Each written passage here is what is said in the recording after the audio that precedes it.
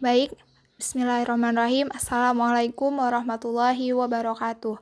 Kami dari kelompok 14 akan menyampaikan materi dengan judul Masalah Pokok Ilmu Tauhid. Bersama saya Lu'lu'ul Jannah dengan NIM 0303193208.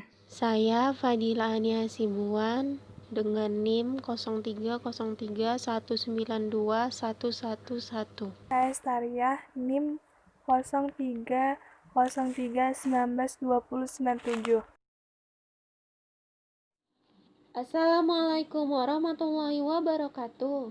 Saya Fadila Ania Sibuan dari kelompok 14 akan menjelaskan mata kuliah Teologi Islam dengan judul Masalah Pokok Ilmu Tauhid. A. Tauhid Asma wa Sifat. Tauhid Asma wa Sifat adalah beriman kepada nama-nama Allah Subhanahu wa Ta'ala dan sifat-sifatnya, sebagaimana yang diterangkan dalam Al-Quran dan Sunnah Rasulullah SAW. Apa yang pantas bagi Allah Subhanahu wa Ta'ala tanpa tawil, tanpa ta'til, tanpa takyif dan tamsil, berdasarkan firman Allah Subhanahu wa Ta'ala.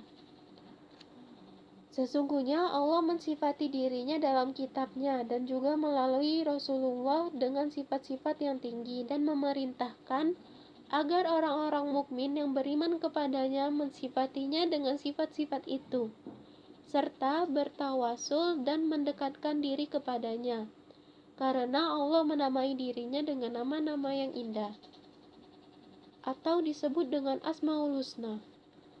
A. Pengertian Tauhid Asma wa Sifat. Dalam bahasa Arab, kata asma adalah berbentuk jamak dari kata ism, yang bisa diterjemahkan dengan nama. Kata al-husna adalah bentuk mu'annas dari kata ahsan yang berarti terbaik. Demikian nama al-husna menunjukkan nama-namanya adalah yang amat sempurna, tidak sedikit pun terkontaminasi dengan kecacatan dan kelemahan. Allah mempunyai asma wa sifat, maka berdoalah kepadanya dengan menyebut Asmaul Husna. Baik, saya Staria. Saya akan melanjutkan penjelasan dari teman saya. Selanjutnya yaitu B. Makna Tauhid Asma wa Sifat. Makna Tauhid Asma wa Sifat itu beriman kepada nama-nama Allah Subhanahu wa Ta'ala dan sifat-sifatnya sebagai diterangkan dalam Al-Quran dan Sunnah Rasul SAW menurut apa yang pantas bagi Allah Subhanahu wa Ta'ala, tanpa tawil dan ta'til dan takyim dan tamsil. Selanjutnya bagian B. Pengertian Tauhid Uluhiyah dan Tauhid Rububiyah. Dari Ubadiyah bin As-Samit radhiyallahu anhu, Nabi SAW bersabda, siapa bersaksi bahwa tidak ada Allah atau berhak yang disembah selanjutnya Allah Subhanahu wa Ta'ala, tidak sekutu baginya, dan sesungguhnya Muhammad SAW adalah hamba dan rasulnya. B. Keagungan kalimat Tauhid.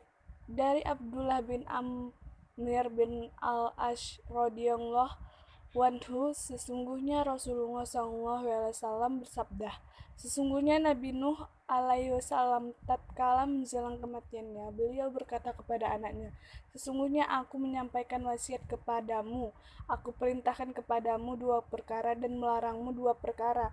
Saya perintahkan dengan kalimat la ilaha illallah, tiada Allah yang wajib disembah selain Allah.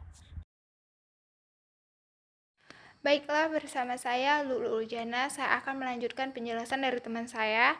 Dan sekarang kita akan membahas tentang yang C, yaitu pengertian Tauhid Uluhiyah. Tauhid Uluhiyah adalah kita percaya bahwa Allah Subhanahu wa Ta'ala lah satu-satunya Tuhan yang wajib disembah dan tiada sekutu baginya. Kata lain dari Tauhid Uluhiyah adalah mengiktikadkan bahwa Allah sendirilah yang wajib disembah dan dituju oleh semua hambanya. Untuk yang selanjutnya itu yang D, yaitu pengertian Tauhid Rububiyah.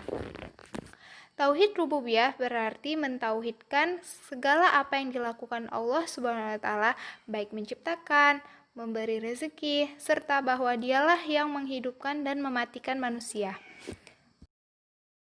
Baik, untuk yang selanjutnya adalah tauhid uluhiyah dan tauhid rububiyah yang memiliki ketergantungan satu sama lain. Yang pertama, tauhid rububiyah yang mengharuskan tauhid uluhiyah. Siapa yang mengakui bahwa Allah Subhanahu wa taala Maha Esa, dialah Rabb pencipta dan yang memiliki rizki, niscaya ia harus mengakui bahwa Allah lah yang wajib disembah.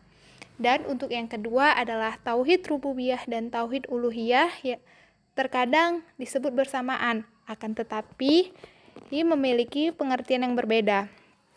Makna Rabb adalah memiliki dan mengatur, sedangkan makna ilah adalah yang disembah dengan sebenar-benarnya, atau tidak ada yang disembah dan tiada sekutu baginya. Mungkin sekian dari kami kelompok 14. Wabillahi taufiq wal hidayah. Assalamualaikum warahmatullahi wabarakatuh.